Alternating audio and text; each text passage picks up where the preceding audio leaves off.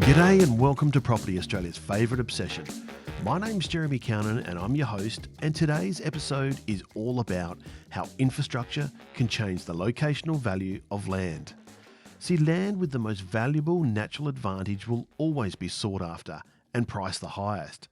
But this natural advantage can change with the addition of our 5 drivers of property prices: infrastructure, technology, population, government and credit. History shows us that these are the drivers of property prices. And it's these drivers that my discussion centres around today, as I'm joined by Dr Sal Mercogliano. See, Sal is an Associate Professor of History at Campbell University with a special interest in maritime and American history. Prior to his academic appointment, Sal worked for the US Merchant Marine and with the Department of Defence. And today, Sal will tell us the story of the Humble Canal. So Sal Mercogliano, welcome to Property, Australia's favourite obsession. Thank you. Appreciate it. Now, Sal, COVID-19 disrupted economies around the world, impacting supply routes and production and the general flow of goods. But there was another event in March 2021 that compounded those supply problems even further. Do you want to touch on what happened with the boat, the Ever Given? Sure. Ever Given is what we refer to as an ultra large container ship. She's one of the biggest container ships in the world. We're talking about a vessel of epic size, almost 400 meters long, about 100 meters wide, just tremendously sized vessel carrying 20,000 containers, over 200,000 tons. To give you an idea, the largest U.S. Navy aircraft carrier could fit inside Ever Given, and you can stack another one on top of her and still have room inside that vessel. That vessel was heading from Asia to Europe, heading northbound in the Suez Canal, which was built back in 1869, when she experienced heavy weather. A wind event is what we believe caused this. And the vessel lost control. Her bow rammed into Asia. Her stern went aground on Africa. And she was straddling the Suez Canal, and in one instant choked off 12% of the world trade. And this vital waterway, this connector between the Mediterranean and the Red Sea and the Indian Ocean, which is a extremely vital waterway, now all of a sudden found itself closed for 6 days. And the world really watched because no one was really sure they would be able to get the Ever Given off. There was questions about whether the ship would break up in the canal. And so world trade just started to pile up. Every day, on average, about 50 to 60 vessels go through the canal.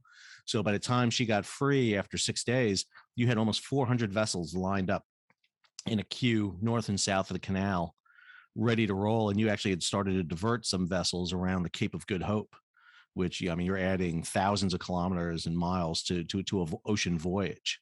So that canal has been a linchpin in ocean transport, and in basically an accident, in all of a few seconds, you lost control of the vessel, closed the canal, and impacted trade. And in many ways, we're still feeling that right now. We're still getting caught up from that disruption that we saw in trade back in March.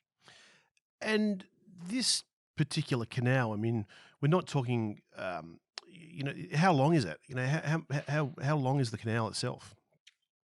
It's about 160 miles long, so it's a fairly long canal. It takes you about 16 hours to transit through it. Mariners, I sailed for a while, refer to it as the ditch. Because that's what it is. It's a big ditch. There's no locks. There's no controls to go up and down. It's basically just dug through the sand. And again, it all of a sudden turned the Mediterranean, which was a basin, now into a throughway. And you can move ships very easily. When it was created through a joint British and French company in the 1860s, it really wanted to cut down the time necessary to get from Europe to Asia to Australia to New Zealand. But also, it was a safer passage in many ways. You didn't have to worry about the weather in the Southern Ocean going around the Cape. And it just really created a secure route that was beneficial. And at the time, especially for the British Empire at the time, they controlled all the points along the canal and along those sea routes. So it was very geopolitical too. So this is one of the things that we talk a lot here on our podcast, PAFO, that it's all about land. It's all about the locational value of a land, the natural locational advantage that one piece of land has over another, and this particular 160 odd miles. It's very, very important with regards to its geographical location, isn't it? The way it can cut those trade routes, speed it up much quicker, much safer, and of course, saving hundreds of miles of gas, etc., to push boats around. And it's really important for us to think about the impacts that canals do have. I mean, obviously we've got the Suez and the Canal, but for thousands of years, mankind has been using canals of one sort or another, haven't they? No, they have, and I think one of the things to add to that is canals by them make that territory really important. Prior to the Suez Canal, the Sinai Peninsula, beyond its biblical and religious implications, really wasn't that valuable piece of real estate.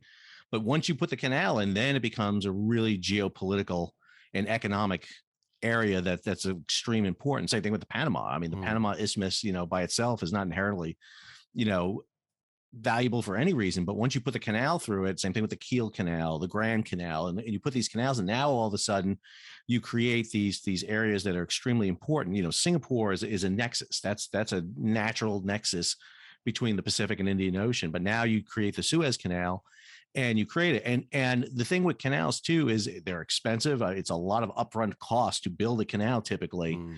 but it's the return. It's what is the return you get from that canal, both economically and in terms of maybe tolls, but also trade, and how it connects your civilizations together, your nations, your empires together, that are really important. Well, even going back, in times gone past, I mean, the Vikings used a canal system to facilitate trade and ensure that that they were able to travel, etc. Didn't they? Oh, they did. I mean, lots of ancient civilizations, if you look at even the Greeks with the Corinth Canal, for example, over Peloponnesia, were really always kind of developing these ways because they realized the importance. I mean, it's very clear throughout history, it is much easier to put cargo into a boat and move it that way than it is to strap it on your back or put it on a horse or mule or whatever type of conveyance you have and be able to move it. It is that much simpler. And if you can create shortcuts, which basically what a canal is, it's a shortcut. It's a passageway that gives you an advantage. Then you can all of a sudden maximize your ability to trade. And again, what it does is it generates wealth, it generates security, and I think that's one of the things that we saw when the Suez Canal closed. All of a sudden, everybody's security was like, whoa, Mm. goods we thought were coming naturally all of a sudden weren't. And we kind of take it for granted. We take it for granted that these passageways and these waterways are always going to be open. We experience that when we're driving down a highway or a turnpike and the road closes, and now all of a sudden we got to figure out ways to divert around, and it causes those backlogs that we see. In ocean, it's magnified because of the volume of trade that's on there. But you're exactly right. I mean, the Vikings, a lot of seafaring races and nations that look toward the sea for their economies and trade are always looking for that advantage. What's the better way? What's the more secure way for me to travel? Along the east coast of the United States, we established a series of small little canals, not big canals, like the Cape Cod Canal.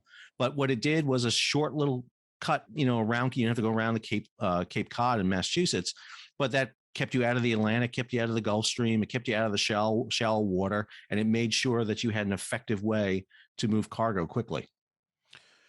So talking, taking that point a bit further, the Grand Canal dates back to the 5th century BC. Works its way some 775 kilometres starting in Beijing. It's an enormous canal that's been used, for literally thousands and thousands of years. It's had huge impact on the way in which cargo and commerce has been transacted in China.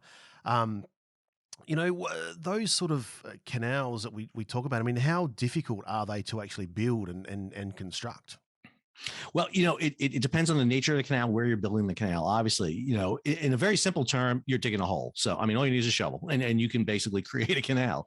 Obviously, the scope of the soil you need is different. In the case of the Grand Canal, again, we tend to think of the Grand Canals as one huge massive canal that links the Yangtze and the Yellow River. Again, two massive rivers that penetrate into the interior of China.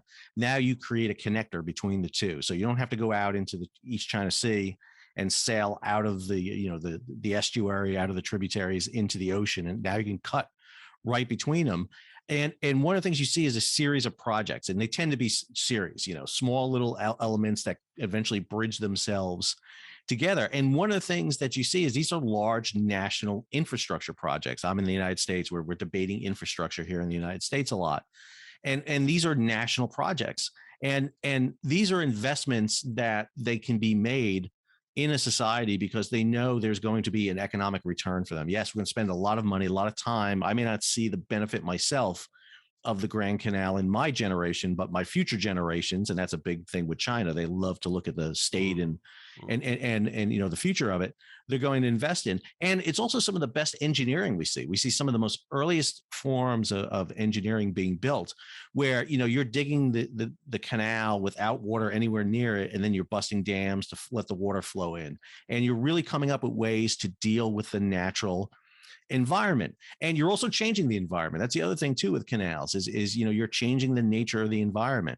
So we're having that impact. We tend to think today, global warming and all the events that we do to the earth, this is being done throughout history. We're always changing the course of rivers. And that's what you're doing with a canal. You're creating this artificial way for water to flow.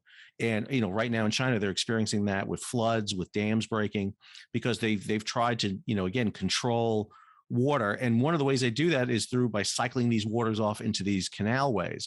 But for China, it was a unifying event, I would argue. This is the thing that the Chinese, you go through the Chinese dynasties, but the Chinese dynasties were able to use this as a unifying project. How do you bring the Mandarin and Cantonese together? And in many ways, the Grand Canal is that bridge between those two separate dialects and societies in Chinese history.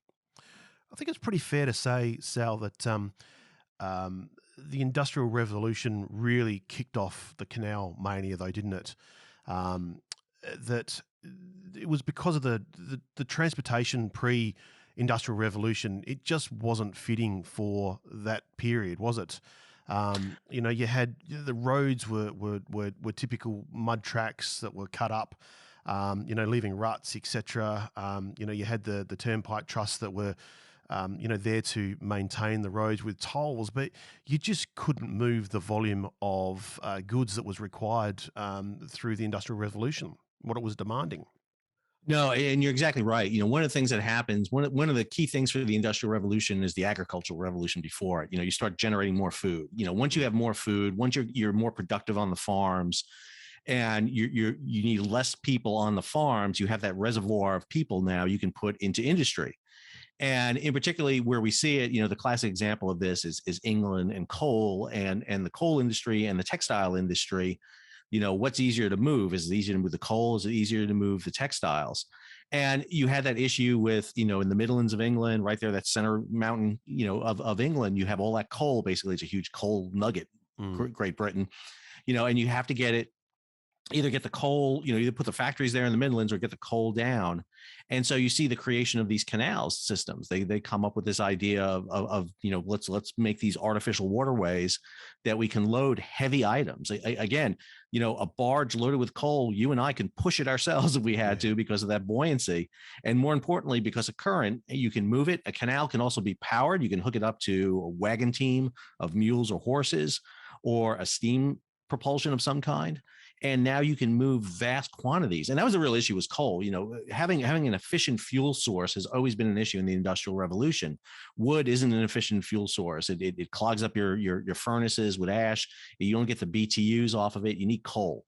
And so you really generate that. So in England, you see the creation of these canals that are just built, again, because they're much more efficient. You don't have to worry about ruts in a canal. It's always smooth. You don't have to worry about bumps. It's always good. You can maintain it.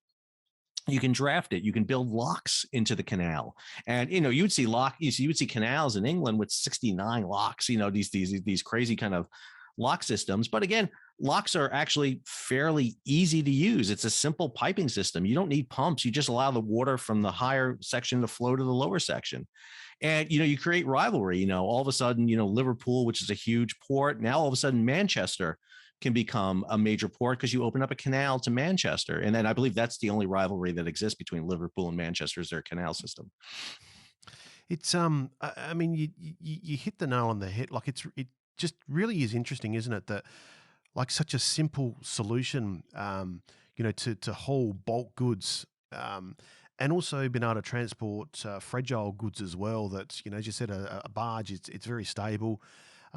Typically the early ones had the like the walkways along the side where it could be pulled by a man or a mule or a horse or whatever.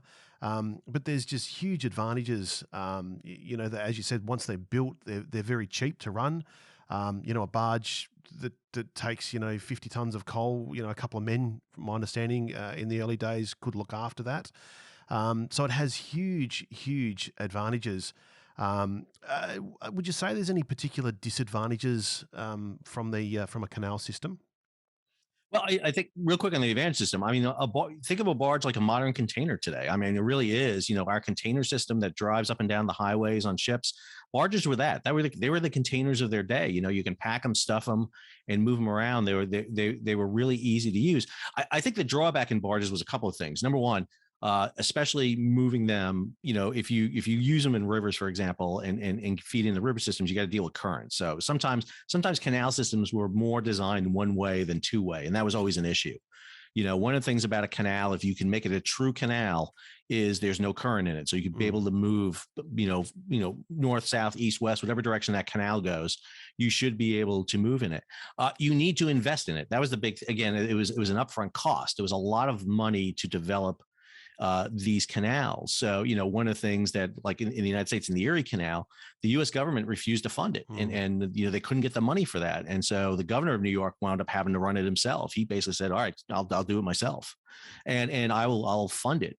And you don't see a return on that for a long time. But people who invested in the Erie company made money in the end because it was the back end of it that produced that amount of money. Barges, you need to build barges. You need to build a lot of them. And to make it work, you need to have that cargo kind of moving all the time, and you need to be paired up with industry. That's always the thing. If you're bringing that coal down from the Midlands, there needs to be factories down below that are going to do it, and you're very dependent, of course, on the marketplace. If you have downturns, which in the Industrial Revolution, it was cyclical. Every 20 years was boom and bust, boom and bust. And so canals would fall out of favor. The traffic would go down. They would silt up. They wouldn't be maintained properly. And then you have to go back and invest in it. It takes money. You got to keep a canal operating. One of the things we saw after Evergreen, for example, is Egypt has bought more dredgers, more tugs. They got to, you have to invest in it. Yeah. And so in many ways, it's a hole you throw money into, literally. So how how important then do you think, Sal, was Robert Fulton's success with the steamboat, the Clermont? Showing that that you could run a steamboat. That the technology was there to be able to start to steam power some of these boats that obviously then made it more quicker, more efficient, and also started to deal with that tidal or current issue that some of the canals have. Oh, I think it goes hand in hand. I think it's essential. If you look at the history of the United States, you have a series of 13 colonies that become states. They're all centered on the East Coast of the United States. And basically they're all on port cities with rivers going inland. But then you hit the Appalachian Mountains, you hit that mountain range, and you stop. And that's it. Even when we expand into the area between the Rockies and the Appalachian Mountains, our central part of the United States, you have the Mississippi River and its tributaries, but it was one way. It was, I can load my grain onto a flatboat, drag it down, let it float down the river, and it's going to show up in New Orleans if I just keep pushing it off the bank. But you really couldn't get up.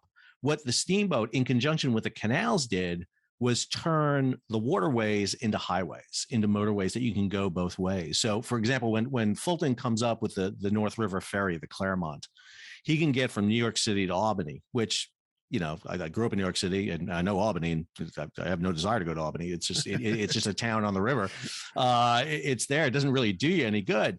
But when DeWitt Clinton, who's the governor of New York, gets basically shot down to build the Erie Canal by the federal government, and he says, "That's it. I'll do it myself."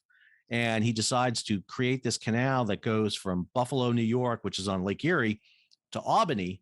Now, all of a sudden, what makes New York different than Philadelphia, than Boston, than Baltimore, and all the other cities up and down the coast is now it has access to the interior. Now, all of a sudden, you can take your steamboat up to Albany and you can basically deliver finished goods, put them on a barge through the through the Erie Canal to Buffalo, and you're on the Great Lakes. And then canals from the Great Lakes in Cleveland and Detroit and all along Lake Erie connect you to the Ohio River, to the Illinois River. And basically you have the interstate canal system that's up for the United States. You literally turn the eastern half of the United States into an island because you can get in a boat in New York and sail completely around it all the way down to New Orleans. And that's the connection between canals and steamboats.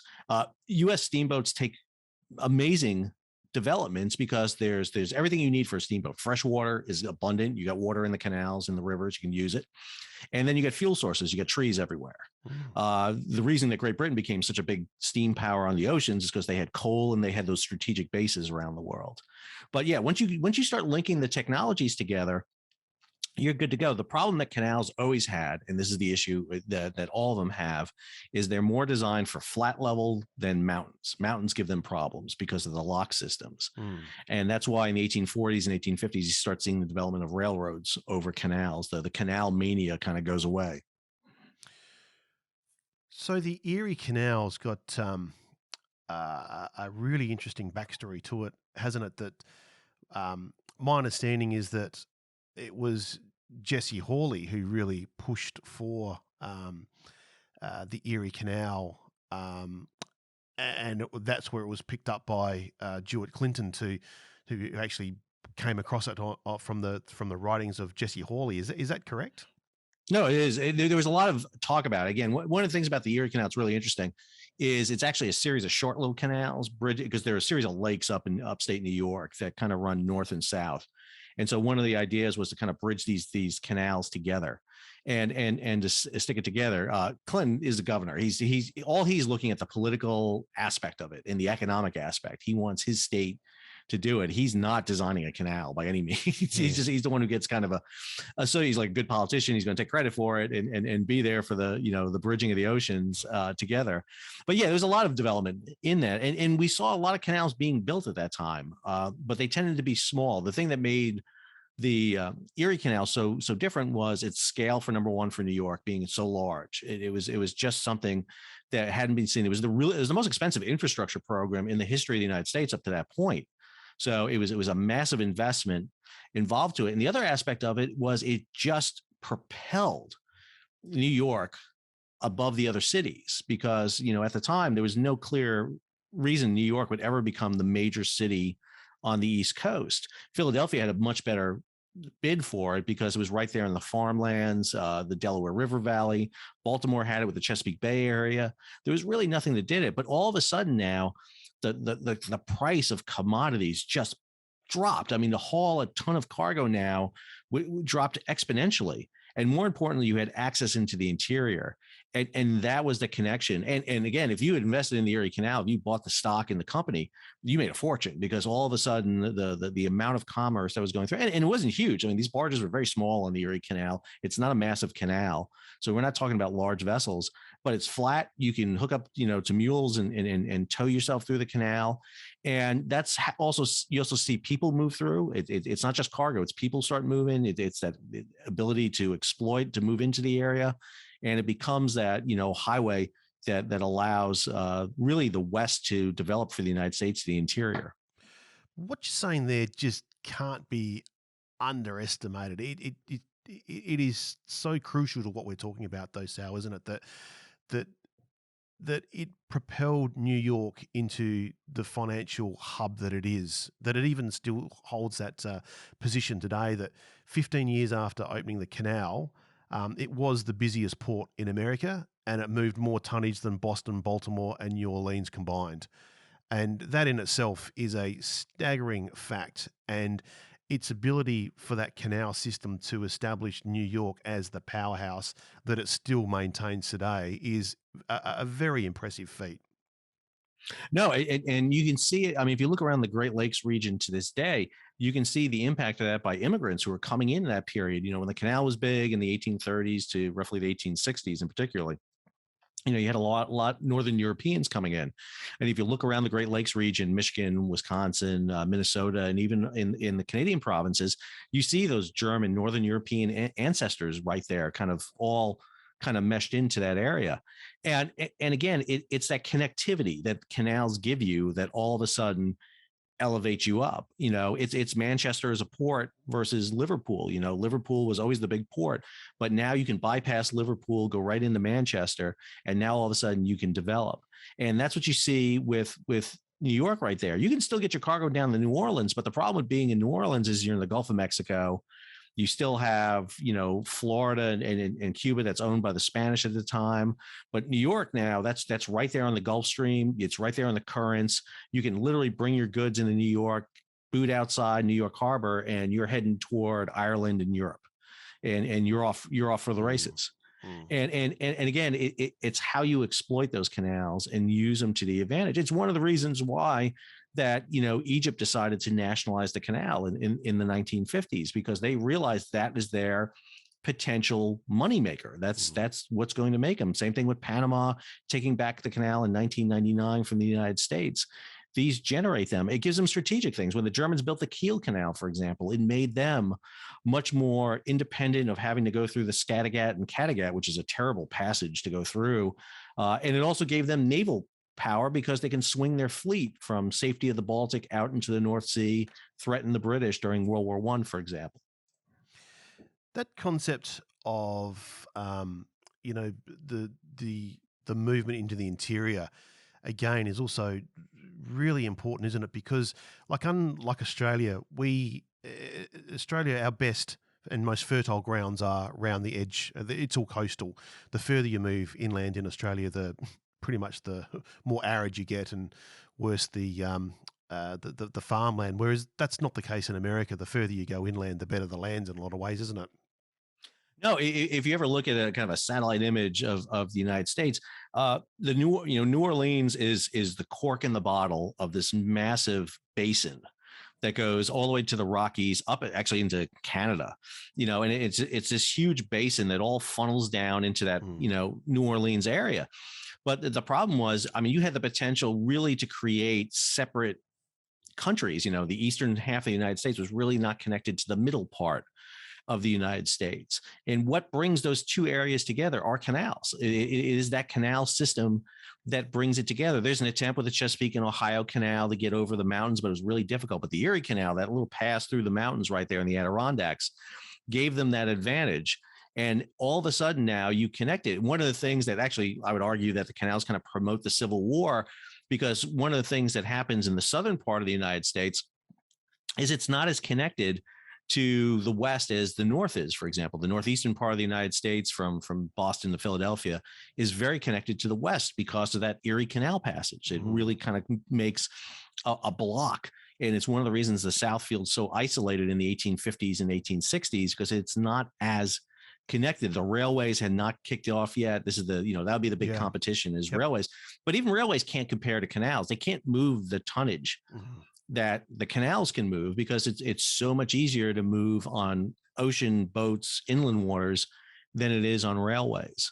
And it really does have an influence on it. And the same thing in Europe, when you start looking at the creation of the canals, the bridging of rivers, connecting rivers together, using those abilities to connect the Elbe, the Rhine, the Danube, the Rhone, all of a sudden you can start bridging canals together, and you can do it. You in many ways, countries are created on these river systems. I've always made this argument. I'm a maritime historian, and I make the argument that we shouldn't teach history based on continents. We shouldn't teach Australian history and African history and American history. We should be teaching, Atlantic world, Indian Ocean world, Mediterranean world, Northern Europe world, because that's what the connectivity is. That's where you see connection. You look at the river systems in Asia, for example, East Asia particularly, that's the connection system. And that's what allows China with the Grand Canal to stay unified as a nation. They can bridge those canals together, those waterway systems together, because that's the focus of that nation, that eastern half, that arable area. I read somewhere too, Sal, when I was doing a little bit of research, that I can't quite remember the figures off the top of my head, but there was massive amounts of people in New York State that basically all of the population, or very nearly all the population, lives within 25 kilometres of the Erie Canal itself. Yeah, I mean, if you look at where the cities pop up from Albany to Buffalo, I mean, it's Utica, it's Rochester, it's Syracuse. That's where you see them. They tend to do that. And if you think about it, that makes sense. Where are your stores and where's your towns? It tends to be junctions. It tends to be where major highways or roads come together or river systems come together. And what canals do is they create that geography. They all of a sudden create it. There's no reason for Syracuse to be where Syracuse is in upstate New York, till all of a sudden you have a canal cutting right through it. And, it's a good, third of the way down the canal, for example. So it's a good spot to be at. Same thing with Rochester. All of a sudden it is right there. And it creates that geopolitical aspect. Again, Suez Canal, there's no reason for Port Suez and Port Said to be where they're at. But now all of a sudden you create this geopolitical spot. Same thing with Colón and Balboa down in the Panama Canal. Now all of a sudden you create this area that's really important. And we see that with bridging rivers and connecting rivers. And now all of a sudden that's the key junction spot you're at. And, where I'm at in North Carolina, we have one river that kind of feeds out of us. It's called the Cape Fear River, but we saw the building of a lot of canals and river systems to feed into that main river, so that you can get down to the port of Wilmington, and you could be in central North Carolina growing your tobacco or your cotton, put it in a barge, kick it down the river, maybe go through a canal to get to the main river. And then you can get to Wilmington and you can get to the world. I mean, I could sell everything from the port of Wilmington because the entire world's ocean systems are connected together. And this is the whole point of our podcast, Sal, is that, we want people to really stop and think about, what the drivers of, real estate or property actually are. And, we always define our 5 drivers as, infrastructure, technology, population, government, and credit.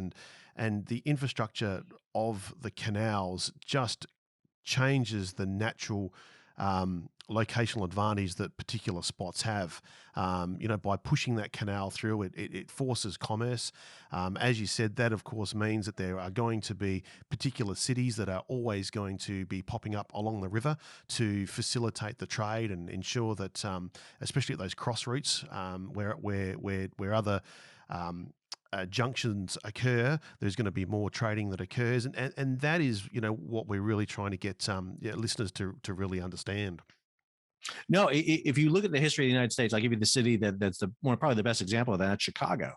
Now, usually when you study histories of Chicago, they'll talk about the railways. It's the railways that make Chicago where it is. It's not. It's the canal system first. The canal system is what creates the city of Chicago. I mean, there's no reason for Chicago to be where it is. It's the very bottom end of Lake Michigan. There's absolutely no reason for it to be there.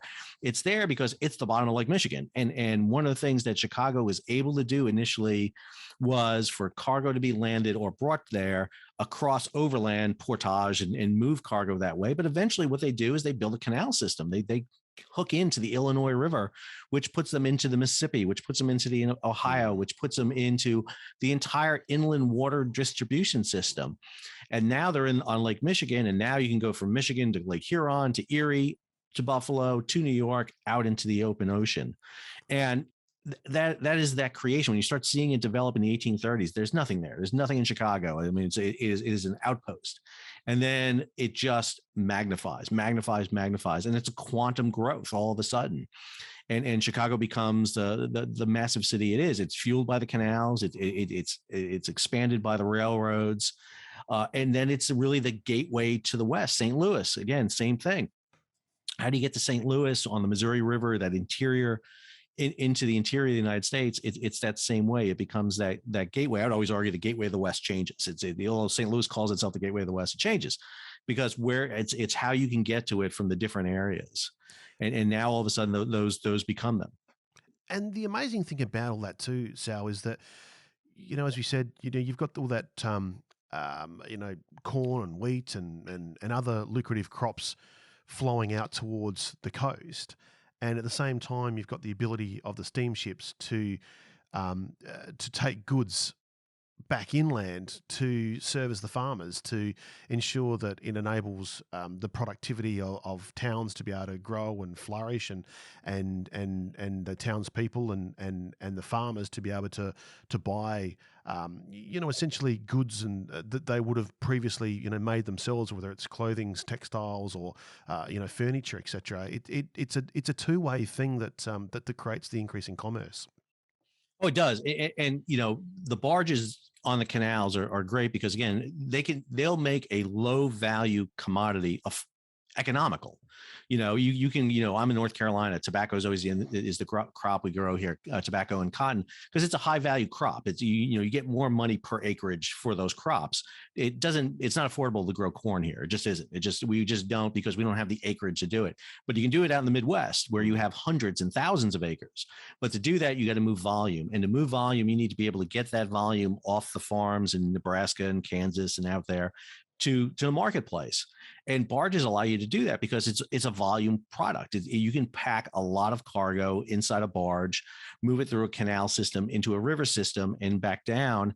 And like you said, now you create money. All of a sudden now that farmer's making money. He's not a subsistence farmer. He's not growing just for himself.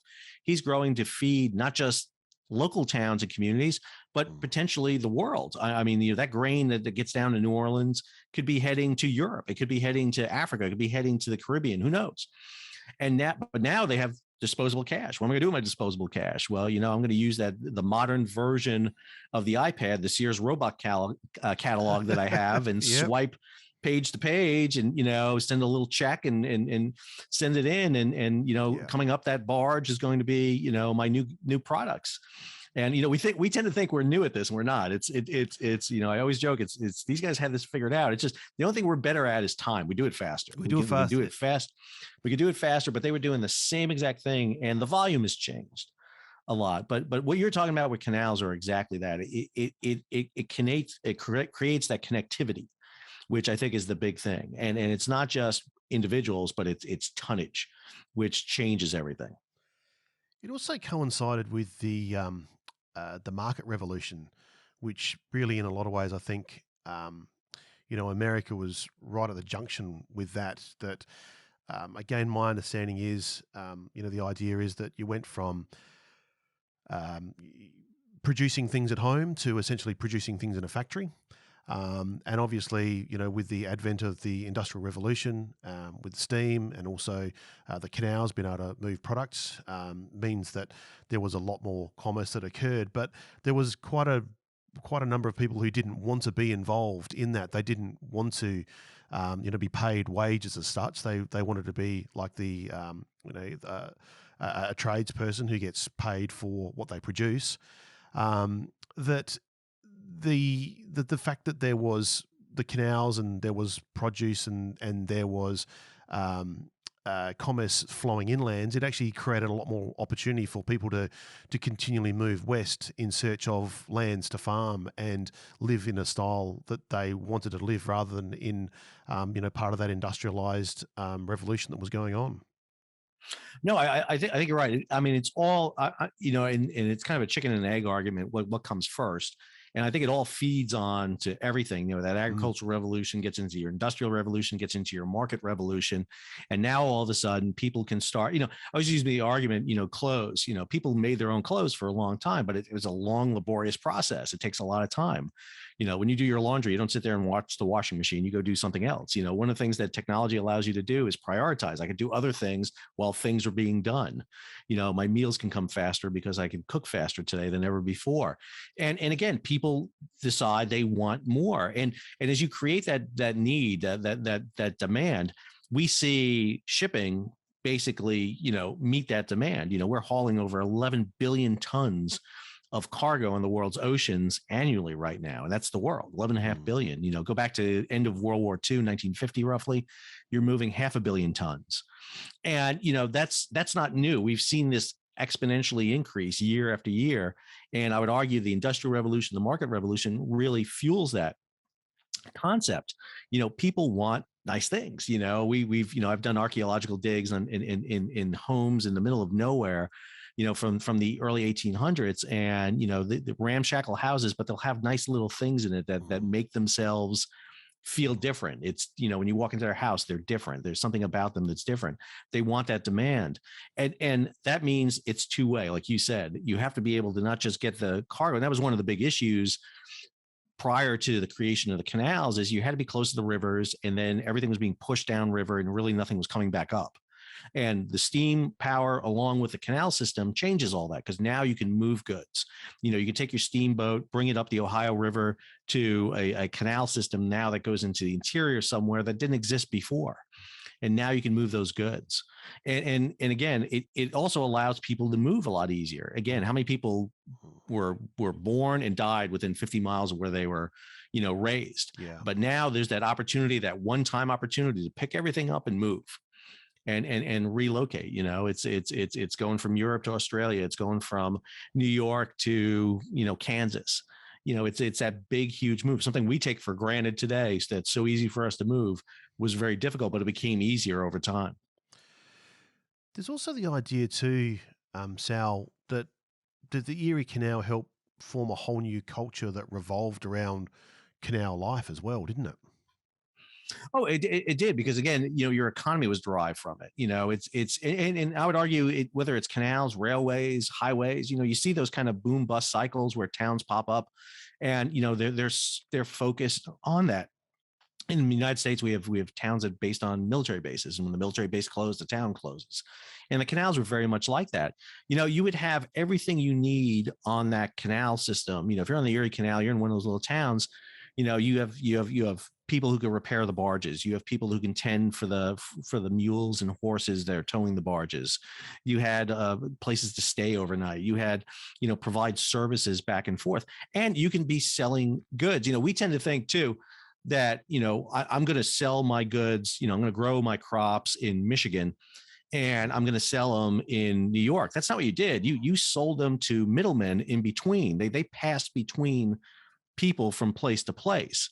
I didn't have the ability to communicate to New York from my farm. I had to sell it to a merchant who in turn would sell it. And so you had the middlemen who are moving goods from point to point.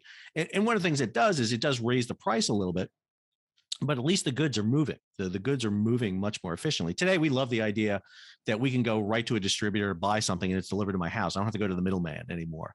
But then they did. And those middlemen were really essential, because they were moving product, and not just moving product, but they knew what the market demanded. And so they can tell, I don't need this. You're growing something we don't need, but we need this. You need to change what's in demand. And so they became very important for conveying, what's the market cycle going to be? What's the futures market going to look like? What do we need? This is what we need. Hey, people in the interior are demanding this. We need kerosene lamps, so we need kerosene. Let's get on that. Let's get whale oil. This is what we need. And so those middle men merchants that existed were extremely important. And so these towns had to become self-sufficient. They had to become, almost like the little city states of old. Little tiny outposts that can move goods. You needed someone to transport between them and communicate between them. So you mentioned before that, and I found this absolutely staggering, that the federal government concluded that the Lake Erie project was actually too ambitious. So instead, the state of New York decided they'd take it on, which in itself seems an amazing decision to come to. But how do they fund how do they fund these canals systems that popped up in this canal mania? Well, it was that story is always a funny story because I joke with my students all the time. It's like, if you want dysfunction in the U.S. government, you don't have to look at today. Let me give you a perfect example. And here's one with states fighting between the federal government, and that was a class. My favorite argument about that too is the federal government sat there and said, well, the canal is entirely in the state of New York, so it's not a national project. It's a local project. They failed to see the national implications. Yeah, interesting. Because we joke about it in the United States because Hawaii is part of the interstate highway system, but I've been to Hawaii and you can't drive to another state from Hawaii. It's not really, you're not really in an interstate, but yet they still have interstates there. But that was not the argument in 1817 when they're doing this. And so, as you said, all of a sudden, here you have, DeWitt Clinton, who's grabbing this from Jess Hawley. And the concept was, how are you going to do it? And they basically ran it as a stock market company. You're going to buy stock, you're going to invest in it. You're going to buy, investments in it. And that's how a lot of them did that, because it was a huge infrastructure upfront cost. It's a project that's going to take years to build. There's going to be no return on this for a long time. And it's very much like the shipping industry is typically, before you get anything, you got to build the ship. Well, the ship takes time. The canal is the same thing. You're not going to get anything from it for a long time. And even if you build sections of the canal, you're really not going to get too much of it. What makes the Erie Canal valuable is the connectivity between Buffalo and Albany. It doesn't do you any good to connect Albany to Rochester. Yeah. You got to get the whole way across. And so Clinton really had to sell that. He had to sell that. And he did it as part of a national competition. He sat there and said, if we don't do this, other towns will surpass us. Because again, there was a big fight at the time between Philadelphia, New York, Boston. There's still a big fight between us. We still don't. I'm from New York originally, so we're still, New York's much better than those other places. But it's this huge competition, and Clinton was a master of really selling this idea too, that we're going to be left behind. We're going to be second class. We're going to be, we're going to fall behind because there's, New York's got a harbor, Boston's got a harbor, Philadelphia's got a harbor. We need to be different. And it takes visionary leadership to do it in some ways, and I'd argue that lots of times, what you're seeing with the canal mania and the building canals is akin to, something like SpaceX today and Galactic, and these billionaires who are racing to commercialize space. I don't see it, a couple of rich guys flying around in space. What's that going to do? But, it's that same thing with the canals. It's like, hey, this is what we can do. This is where our potential is going to be, because we're going to be able to generate money from that. And, what's interesting too, is it's not so much the tolls. That was the thing that Clinton was really different about. It's like, yeah, we're going to generate money by people paying tolls through it. But the money that's going to be made is in the land ownership. It's a development. It's if you're being able to buy the goods coming in, if you set up, now your infrastructure to buy crops from the Midwest, you're going to be in a great position. You're going to be able to set up that interconnectivity. One of the things we see set up at literally the same time is something called the Blackball Line, which is one of the very first regular scheduled sailing services from the United States to Europe. It's no longer a ship waiting to fill up with cargo. It's a ship that's saying, we're going to sail once a week. We're going to sail once a week, whether we're loaded or not, we're going to sail.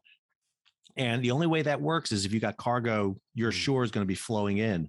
And they're sure because the Erie Canal is going to produce that cargo for them. And there's going to be a demand for cargo coming from Europe to New York to go into the interior of the United States. You just hit something on a moment ago that I was just about to go there, Sal, and that's with regards to the land acquisitions for the canals, because that must have been a whole lot of skullduggery that went on there. That obviously the purchase of the land to have it come through my property, and no doubt the diversions of, I'm sure the canal doesn't run in the most direct route to make sure that it flows through, Sal's backyard, etc. I mean, can you tell us, a little bit about what went on with the acquisition of land and the speculation that occurred? Well, as you can imagine, obviously, once the idea gets out there, speculators are going to be out there in huge proportions, obviously. And one of the things that we've seen in the United States is this idea of, land can be taken over by the state for the better use of the state. In this case, one of the things we're seeing is just purchasing of land. So right off the bat, once the idea of the canal is out there, people start buying huge blocks of land, and they're, again, before the news gets out, before it can be done, you see this scramble to purchase land. And then you also see a lot of work with the engineers who are going out to scout where to put this canal, how, what's the best place to put this. And it's clear that there's a lot of money passing hands. The canal does not move in a straight line. It does kind of snake around. There are different bends of the canals, like, I don't know why why does it turn here? Then you realize, like, oh, okay, someone bought this piece of land, and now all of a sudden you can do it. But for a lot of people, again, one of the things was people had remember, it's post-war of 1812. U.S. population is really small at this time. We'd open up the West, but not a lot of movement. And where you saw that movement into the West at the time was really lower down on the Mississippi River area. You really hadn't seen the huge, massive colonization and movement of people into what is modern day Northern Ohio, Indiana, Michigan. And I will tell you, one of the places where you saw land speculation, New York was kind of hard because a lot of that land was already sold. And so it was already pretty well divided up. But where you saw it in a lot of places was in that Western areas right there. They knew once that canal opened up, places like Toledo and those port areas right there, that's going to be where the money's going to be, because that's going to be the interior. That's going to be the other access points that you can grab. And so, yeah, you're right. You saw the massive land speculation take place there. I don't have a good story, unfortunately, to tell you about it, because there was so many of them there. I should pull one up for you. But there were great kind of jockeying moves at the time. Buffalo is probably the best case, because Buffalo was going to be the terminus. Yeah, and right. So there was big fighting in Buffalo at the time to really develop that. And the political machines in a lot of these, you got to remember too, it's post-war of 1812. The Federalists are falling out of power, which was the previous political party that was there. This new party is coming in, what's called the Democratic Republicans, eventually becomes the Democratic Party. It's a weird time in American history, because we eventually get to a one-party state. The 1820 election is the only time there's a single candidate running for president. And so one of the things you start seeing is factions within these parties begin to form. So the political machines are coming apart, and a lot of factions are being created over the canal. Some people don't want the canal. Some people are anti. They don't want this. They don't want this expansion, because they don't see it being a positive at all for them, because it's going to disrupt them. They're in a good position. They don't see any benefit from that, or worse, they're not anywhere near the canal, and they're going to be left behind, because now that's where all the trade's going to go, and it's going to bypass me. So there was a lot of infighting. Clinton, the governor, he's not very popular at times. He faces a lot of backlash from this, and he's not able to sell all the stock right away. So he's spending New York money on this. He's taking money from the state treasury to spend on this. He's putting a debt on the state. And one of the big things that brought the United States together as a country was Alexander Hamilton. I won't go into singing right now, but Hamilton basically sold the United States on, we'll take your debt from the Revolutionary War. Well, now there's debt from Erie Canal. Yeah. And Clinton keeps telling them, it's like, no, we're going to make money. I guarantee you, this is going to be a benefit down the road. And politicians have said that before, and man, this doesn't work out the way you thought it's going to work out. So, I mean, there's so much infighting about it, but I think it really is the visionary status that they really saw something that was going to propel them ahead. And it was that success. Is Clinton of the Bill Clinton bloodline? No, there was a very interesting look at that, and he's not. So he is not of that. Clinton was that was a very popular family at the time going around. There was actually a vice president, Clinton, at the time. And in this case, George Clinton is basically a pretty powerful governor, and he was actually trying to run for president. He wanted to get elevated up there. He was trying to be the first President Clinton, and not all Clintons are successful in their presidency bids, as we've seen. But he becomes a lot of it had to do with the fact that, again, the Erie Canal does not produce until a little bit later. Yeah, and so by the time he comes up, he's kind of out of favor at that point. And he also has to deal with the fact that there's a more popular guy who's emerging by the time he's thinking about running, and that's Andrew Jackson. So was it the new technology of the railways that really brought the demise of the canals? Well, I'm going to argue a little bit about that because I think that there's that textbook answer. Once the railways come up, the canals kind of fall off, and I'd make the argument the canals really don't fall off. They really don't. They stay there. But the railways are more, I would argue, in the national view than anything else, because they can go more places at times. They can bridge, I would argue that it's the canals that bridge the eastern part of the United States to the center part of the United States. It's the railways that bridge the east and west to the east and center to the west. Yeah. You can't build a canal over the Rockies. You're just not going to do it. It's an impossibility to do that. And people see railways, one of the things that happened with railways initially is they're very small, and they connect small towns and communities, and it's quicker. You can lay a railway a lot quicker than you can build a canal. You can just physically do it a lot easier. And if you travel through many towns and communities, there's Depot Street, there's the railway center, there's in North Carolina, every town has got a little place that was connected by a railway in some way. And so I think it's more utility. You can connect a lot of small towns together. We tend to focus in history on the big transcontinental railways, the US, the Canadian, the Trans-Siberian, Australia. But in truth, railways were much more important locally. It connects more smaller towns together. But I would argue that a lot of those trains were still feeding into the river canal systems. You're not long hauling a lot of cargo, because think about trains in the mid 19th century. They're not big. They don't have the capability to haul the tonnage that even a barge can handle in some ways. And that is very apparent during the Civil War. If you look at logistics during the American Civil War, it's the waterways that move the logistics for the armies much more than the railways. When railways do it, they can do it, but it's not the easiest thing in the world. I think railways are again more attentive because they're great at moving people. People are great. You can put them on and off a train, and it's that easy. People are easy to move. Cargo is hard to move, and so I think that has it, but it does diminish the importance of, or I would argue, the visibility of canals. You don't need these massive canals. I mean, this Erie Canal is still running strong into the late 19th century. It's still moving cargo a lot. But what you see start happening is development. It's easier because of steamboats now to just go down to New Orleans, vice the smaller Erie Canal, and load on larger ocean going ships and go out of there.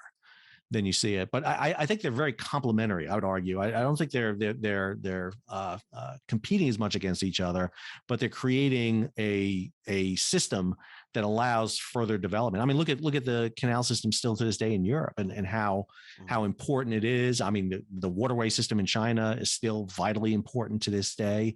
And we were just started off the show talking about a canal and its importance to world trade. Well, I was going to take it a step further, not only just the Panama and Suez, but in Nicaragua, I believe that China's looking at digging one there at the moment. Yeah, canal mania is not gone, because a lot of people are talking. I mean, the Chinese are talking about a canal across Nicaragua. They're talking about one across the Kra Peninsula at Thailand. For a variety of reasons. The Nicaraguan canal is an interesting one because it wouldn't require locks to get across it. And one of the other big issues is when the Panama Canal was initially built way back and opened in 1914, it had a series of two lanes. And those lanes were controlled by 6 locks on each lane. And it really set the standard for how big a ship can be. You couldn't be bigger than the size and width and depth of the locks. Yep. Right. And so you created what's called Panama Max. This is the maximum size of a vessel. Well, in 2016, they opened a new lane, but that lane was designed in 2005. And they looked at ships in 2005 and said, this is the size of the lane we need. Well, because Panama had a hard time funding it, there was engineering issues, took them over a decade to build it.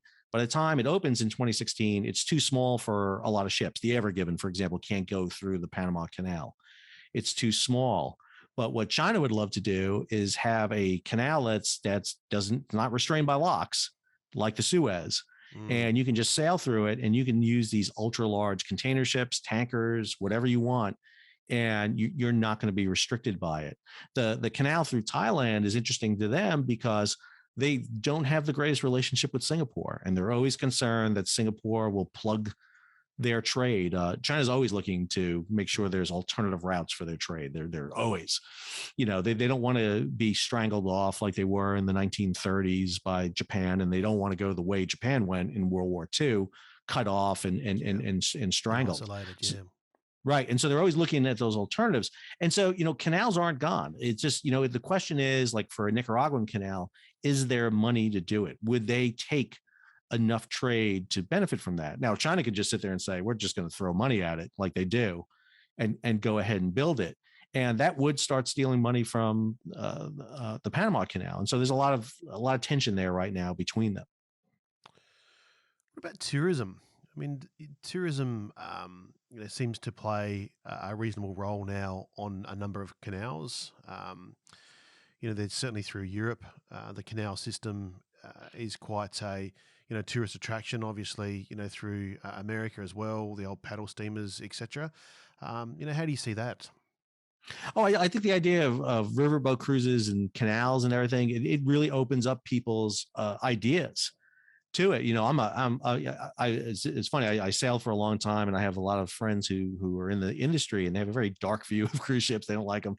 They think it's just, they have a derisive term, cattle boats, that people go on. But I think it exposes people to the influence of the waterways. And one of the things in our society right now, and again, go back to Ever Given, what you talked about, I think one of the most interesting things about the Ever Given is it opened people's eyes to how connected we are by the sea and ocean transportation and inland waterway transportation.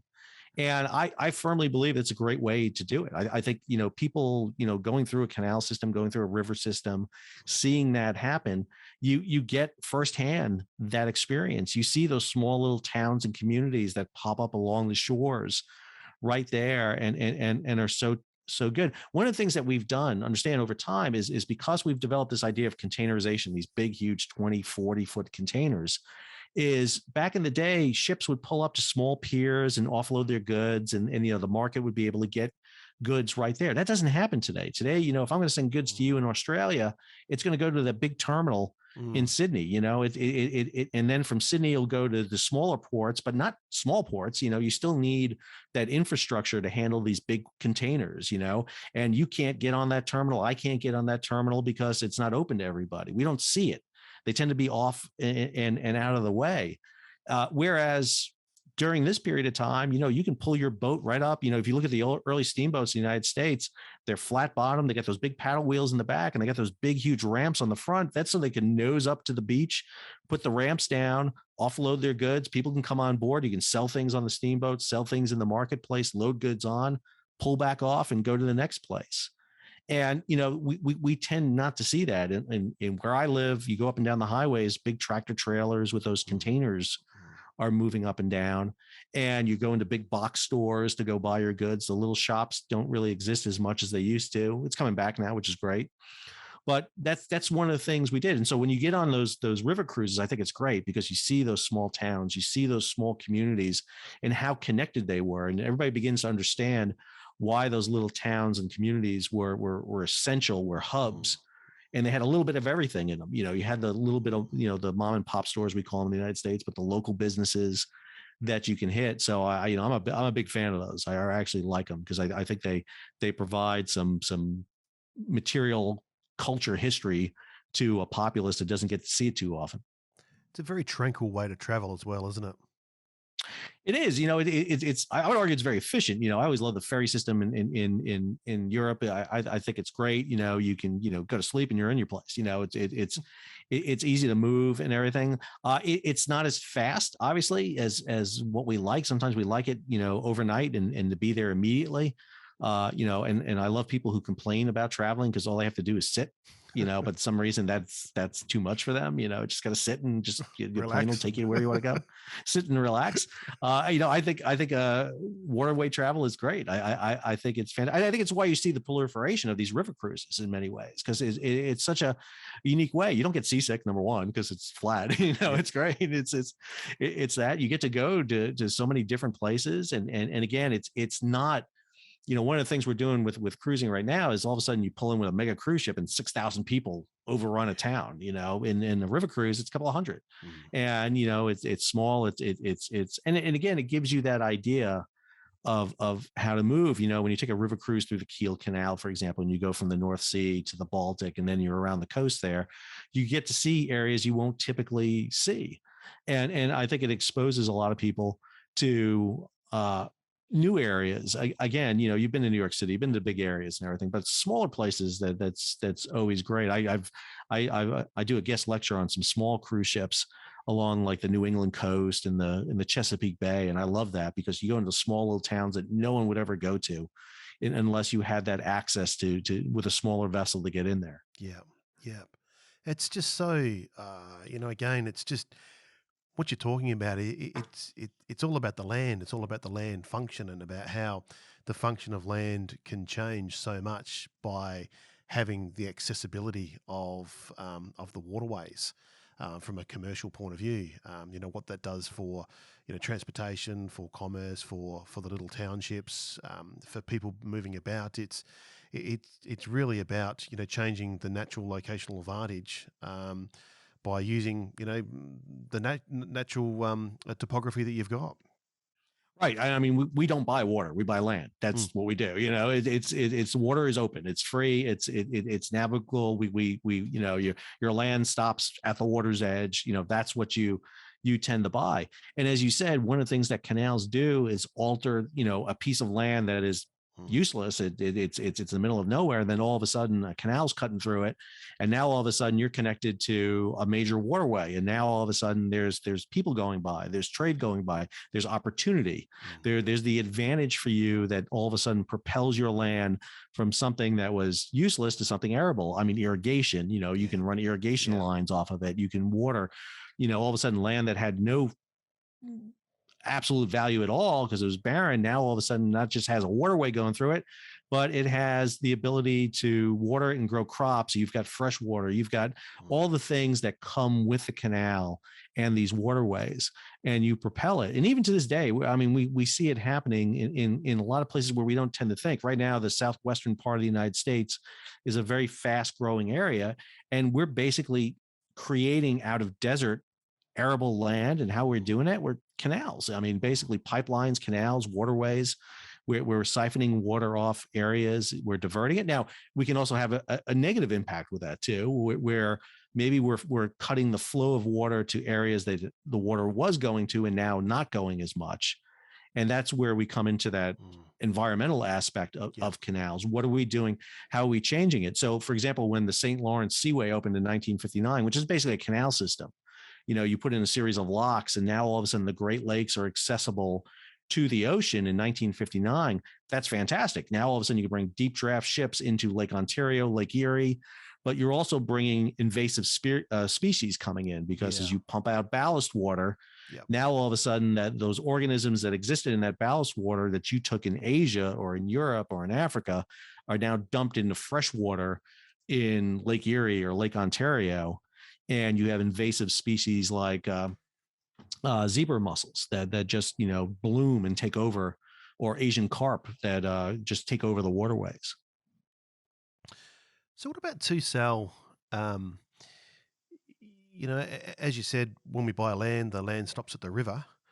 I know certainly in the UK and certainly through Europe, it's quite a big thing at the moment, given the price of land and the price of housing, to actually, buy a barge or a barge boat and fit it out as a home and essentially live on the water where, for quite low mooring fees, you can essentially park yourself in, $1 million residence, or in a neighborhood with $1 million residents with, beautiful water views where you get to live on the water. It's a new way of living now. Is there much of that going on in America? We're starting to see it a little bit, not as much, but in areas that are heavily populated. I mean, we've got a very shifting population right now for a variety of reasons. We're fortunate. I'm in North Carolina, so we've got a lot of people from up north moving down because we got a lot of available land. and a state that was the 12th most populous state is growing in size and moving over. But in areas, like you said, in areas where there's not as much expansion to move into, or it's very cost prohibitive, living on a boat is extremely affordable all of a sudden. Because like you said, we've done it before. We've seen it happen before, where all of a sudden you create these areas that you can develop and move it. I'm always fascinated by, in Europe, the river barge system, where people live on the system, on the boats they have. They go to school. I remember going up and down the Rhine and seeing those river barges going up and down. They've got their cars on the back deck. They can load them off and everything. And the kids go to school in certain areas, and they pick them back up. And I think it's another mode of living in some ways. This idea of being afloat, and the idea of mobility, that you can move. I also think there's unintended consequences that these people have not quite thought through yet, and everything. The fact that your entire house can sink on you, it's But again, we risk fire in houses all the time. But I think one of the things we're seeing is development of. I'll give you New York City as the example of being able to move around New York City much easier by the water than the inland transportation system. The expansion of water ferries, taxis. Using the water system is much more efficient. You can be jammed in midtown traffic, hop on a water ferry and be uptown in no time, because there's not bumper to bumper on the Hudson River for it. But again, you're seeing that. One of the things that I'm seeing a lot right now, and it's a kind of derivation of that, is prisons being built afloat. You can build these floating prisons and put people on them. And if you think about it, it's pretty effective. You can't tunnel out. You can moor them. It provides security. It's a buffer zone. You can put them on, and it's a unique concept that's being used. There's one off Hawaii that talking about right now, and so it's a unique way of living. Not quite canal barge living, but something a little bit different. It's a little bit different. Well, but you see people buying, rooms on cruise ships and just retiring on them, and just, living that life afloat with it. And one of the things I also think that's a lot different for us today is most people in history did not like to live very close to the water for fear of it, because, you didn't have that predictability of hurricane storms and concerns. We do today. So I think it's we see a lot more people shifting that way. And I also think we don't also have the kind of concern we should have for water. I grew up as a mariner. I sailed and everything. I have a hearty respect for the ocean and water. I know what water, I enjoy being on the water. I enjoy it a lot. I also know what it can do to you. Yeah. And it has no conscience at all. It will drown you in a second. It doesn't care. And I think some people think they can defeat nature. And I think sometimes when you play with nature, it'll come back and bite you. Oh, Mother Nature's bigger and tougher than all of us. Absolutely. That's she's going to win that battle. Yeah, but I think it's an interesting perspective. I think there's a lot of opportunities out there for that too, because it does give people mobility. I mean, they can move, they can go places. One of the reasons I love going on a cruise ship is because I can unpack once and be in 5 different places. And living on a boat gives you that mobility too. Okay, well, things aren't working out in New York, head to Boston. And off you go. There's just something being out on the water too, isn't there? It's just almost that tranquil, almost spiritual sort of event. That I think. Obviously we've got a lot of water in us as humans, and as you said, there's certainly an affinity, like we're quite in touch with the water itself. Well, I mean, I always go back to the Egyptians with the concept that the Nile means life, and waterways are life. It's just if you don't have it, you don't exist. And so we have a natural tendency to be there and to depend on it.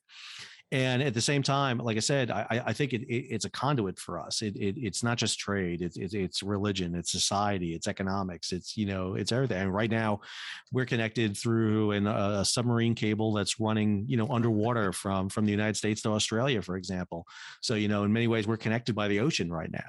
So and you see that being done. It's unbelievable, really. Sal, is there anything you'd like to add? We've covered a fair bit of territory today. Which has been really interesting. But is there anything that you think we might have missed, or anything you'd like to add to our discussion? No, I would just add that again, the concept of canals and waterways are so important and essential. And I recommend to everybody, take a look and appreciate where things come from. We're a very interconnected society. I'm not talking about the United States and Australia. I'm talking about the globe. And we've been that way for forever. Actually, I'm always amazed when I teach my students and we go into ancient history and we find out, there were Chinese coins in Pompeii. There was that interconnectivity that existed from the very first. And when we kind of turn our eyes away from that and we don't really understand how important the oceans, waterways, canals, you name it, are to us, we really lose out. We lose out on that because we get tunnel vision and we just see what's right in front of us, but we don't see the big picture. Right now, it's a very trying time with COVID obviously going on and our dependence on trade. We see how markets impact ourselves. One small event in a Chinese port, for example, all of a sudden causes goods to go up. Yeah. And that was true, on the Erie Canal as much as it was, today. One little, disaster in a town stops up the supply chain. And now all of a sudden, things started costing more. There's shortages of some kind. But the other thing I always tell you is that water gets around. Water will leak into every, spill water on a floor, it'll find every crack. And in many ways, that's true with oceans today. We will find ways around. If the Suez gets blocked, world trade doesn't stop. It just finds a different way to go. And we see that all the time. And that's true too of canals. The Erie Canal was a great conduit for trade, but then all of a sudden it kind of got eclipsed by more efficient means. And, it couldn't stay up. It couldn't get the money to invest and widen and expand, and it kind of got left behind. And, that's true of technology all the time. And we see it continually evolving. So I think that's really the I'd like to leave everybody with, Jeremy. Yeah, look, I'd like to say thanks for joining me today, Sal, because it's really a fascinating discussion, and I guess that's part of, as I said, that PAFO, what it's about. It's about, how property touches and changes our lives, and the investment opportunities that in itself creates. The history of the canal and the canal system is something that as property investors we can learn a lot from. We always bring it back to our 5 drivers of infrastructure, technology, population, government, and credit. And in this story today, it's really had it all, hasn't it? I mean, obviously the infrastructure of the canals themselves, the technology of the steam engine, and the emergency of the factory, and population. I mean, you've had massive population growth that's occurred along the canal routes and allowed the migration further inland. For America, government, you got the government granted licenses upon which the canals were constructed, let alone the governments themselves allowing the enforcement of tolls to be charged and collected and levied.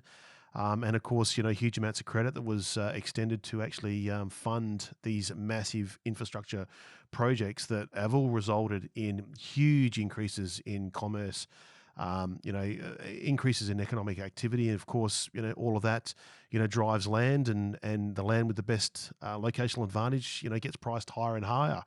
And it's still happening today. Last week, we did an episode with, I recorded one with Omar Majali about, Brisbane in 2032 hosting the Olympics. It's the same story. It's same. The infrastructure, well, today has been really an infrastructure-driven story, and the Olympics is exactly the same thing. The Olympics in Brisbane will create an enormous amount of infrastructure brought forward. So, I guess from our point of view, it's what makes property such a great investment, that you can see this repeatable process occurring throughout history. And it's been great talking to you today about the Great Lakes and the canal systems that America built and used their natural advantage to further increase both economic prosperity as well as the commerce again. So, Sal, I'd like to really say thank you. It's been a very interesting chat. No, I've enjoyed the opportunity. And one of the things I always say is the maritime industry is kind of leading all other industries and areas. If you look to its history, in many ways, it does everything that current technologies and industries do. So, the canals were the precursors for railways and precursors for highways and airports. And nothing's new in history. We just repeat it. We change the people, we change the time, we change technology a little bit. but it's always a great indicator for how things will unfold in the future. It doesn't tell you the 100%, or else I'd be a billionaire living somewhere on a beach, but it informs your opinion. So, I was happy to join you today and then share a little bit about the history of canals. I love use the saying all the time, same, but different. I mean, that's what history tells, isn't it? It's just Yep. same for us. It's our 5 drivers. It's just, they just manifest a little bit differently in each cycle. So if people want to get hold of you or got some questions or queries, where's the best place to look you up? Sure. I'm a professor at Campbell University in North Carolina. I'm on Twitter at Mercogliano, MERCOGLIANOS at Campbell .edu. It's my email. It's also my Twitter handle, Mercoglianos. So you can get me on Twitter, get me by email. Happy to answer any questions at all regarding this. I love the opportunity to talk about this subject and get it out. I also have a YouTube channel, which is called What's Going On with Shipping, where I talk about what's going on in global shipping. I do episodes about 2 or 3 a week with whatever the latest news is in terms of global shipping. So unfortunately, it tends to be disasters, but also it talks about trade and the kind of volatility of the trade right now and COVID. So happy to have everybody follow and feel free to contact me. Well, I'll definitely put the contact details, Sal, in the show notes for people to look up and join you. Thanks again for joining us. As I said, I've really enjoyed this conversation, and it's really, I hope people really do start to think about, the infrastructure projects of the canals and what they've actually done. To all our listeners, if you've enjoyed today's episode, then please give us a rating or review, because it helps other listeners find us and help spread the PAFO word. Of course, keep telling your friends about us, because if you've enjoyed listening to PAFO, I'm sure they will too. Thanks again, Sal, and thanks to everyone for joining me. I've been your host, Jeremy Cowden, and you've been listening to Property, Australia's favourite obsession. Until next time, let's keep obsessing about property. Any opinions or recommendations expressed should be considered general in nature, as they do not consider your personal objectives or financial circumstances. You should therefore consider these matters yourself before deciding whether the advice is appropriate to you and if you should act upon it. Should advice be sought, please seek an appropriately qualified advisor. Investing may not be appropriate for everyone, as there is inherent risk and the possibility of loss when investing in financial assets, just as there is the possibility of profits. While useful for identifying patterns, history and past performance do not guarantee future performance. Calvin & Flack has a commercial relationship with guests appearing on this production.